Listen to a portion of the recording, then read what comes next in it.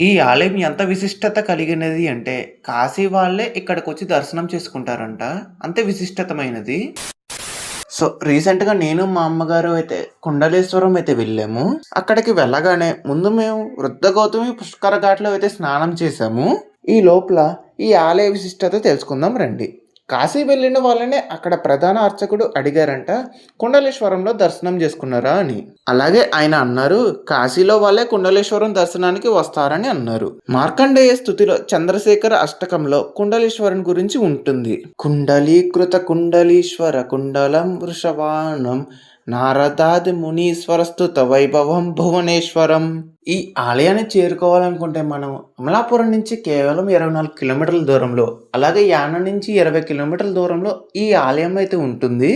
ఈ ఆలయం పేరు వచ్చేసి శ్రీ పార్వతి కుండలేశ్వర స్వామి ఆలయం. ఇంకా ఈ ఆలయ చరిత్రలోనికి వెళ్ళినట్లయితే, ఎవరైనా కాశీ వెళ్ళాలనుకునే వాళ్ళు ముందుగా ఈ క్షేత్రానికి వచ్చి ఇక్కడ స్నానం ఆచరించి ఈ కుండలేశ్వర స్వామిని దర్శించుకుని ఆ తర్వాతే కాశీకి వెళ్ళాలని ఇక్కడ స్థల పురాణం చెప్తుంది. మరొక పురాణం ప్రకారం ఇక్కడ నదిలో వృద్ధులు స్నానం చేయడం వల్ల యవ్వనము వస్తుందని ఈ క్షేత్ర మహత్యం.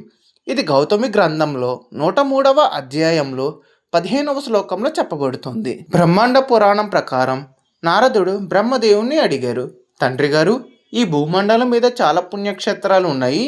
నదీ తీర ప్రాంతంలో అనగా నది ఒడ్డున ఏమైనా క్షేత్రాలు ఉంటే చెప్పండి, ఆ స్వామిని దర్శనం చేసుకుని వస్తాను అని అడుగగా అప్పుడు బ్రహ్మదేవుడు కుండలేశ్వర క్షేత్రం గురించి ఈ విధంగా చెప్పారు.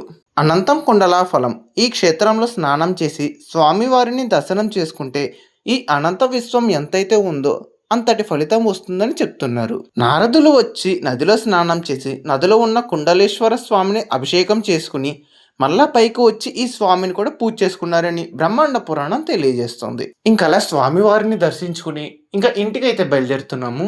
అది ఇవాల్టి వీడియో. మీకు ఈ వీడియో ఎలా అనిపించిందో నాకు తప్పకుండా కామెంట్ సెక్షన్లో చెప్పండి.